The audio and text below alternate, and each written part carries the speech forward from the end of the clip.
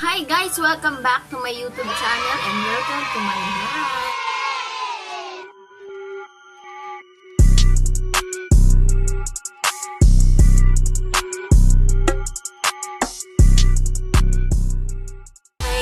And for today's video, ayan, nakikita niyo ba yung kilay ko?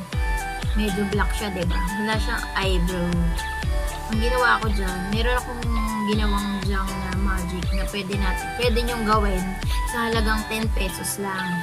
So, papakita ko sa inyo ang video, and before that, kailangan kapag ginawa niyo yung procedure na yun, you have to make sure na wala kayong allergy sa mga pangkulay ng buhok, kasi baka mamaya pag nilagay natin yan sa kilay, biglang mamaga yung mata nyo or mamaga yung kilay.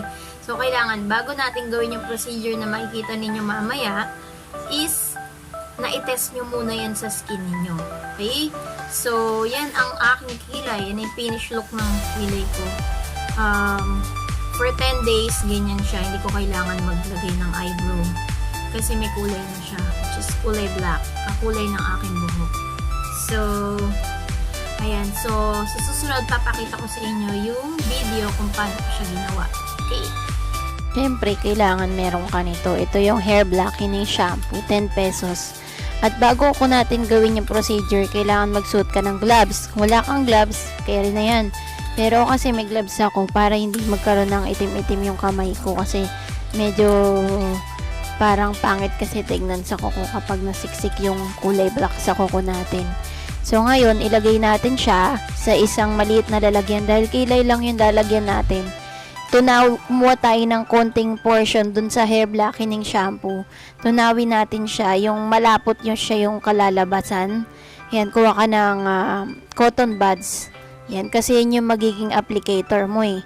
So, bago yan, ito nga pala yung before.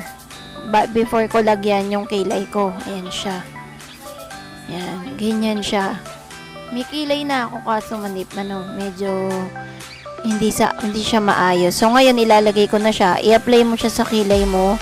Kung paano yung shape ng kilay mo, dun mo lang siya i-apply. At make sure na hindi sobrang basang-basa yung cotton buds para hindi siya tumulo sa mata mo.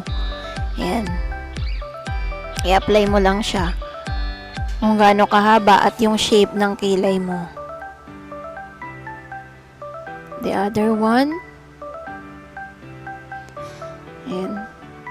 So, if ever naman na meron siyang, nyari, hindi nyo na perfect yung paglagay niyan, meron naman tayong solusyon para dyan. Pwede kayong maglagay ng cuticle remover kapag meron siyang sumobra. O kaya naman, makeup remover. Pwede yun, matatanggal siya.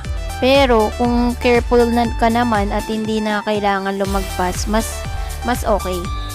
So, yan. So, lagyan mo ulit yung kabila. Kailangan pantay pero sabi nga, hindi naman talaga pantay ang kilay ng tao eh. So, ito siya. Ito yung kalalabasan niya. Ayan yung magiging outcome niya. Medyo hinihintay natin. Maghintay tayo ng mga 15 minutes or 20 minutes. Tapos, pwede na natin siyang banlawan. Ayan. So, after ko siyang banlawan, ibabrush ko ngayon siya. Ayan, babrush ko lang yung kilay ko ha, hindi ako naglagay ng any eyebrow. Brush lang ginamit ko para maging firm yung shape.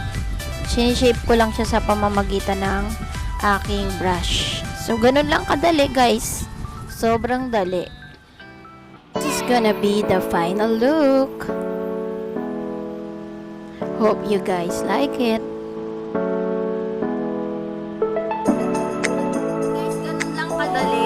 And if you haven't subscribed yet to my YouTube channel, please don't forget to like, share, and subscribe to my YouTube channel para lagi kang updated sa aking mga videos. Thank you for watching!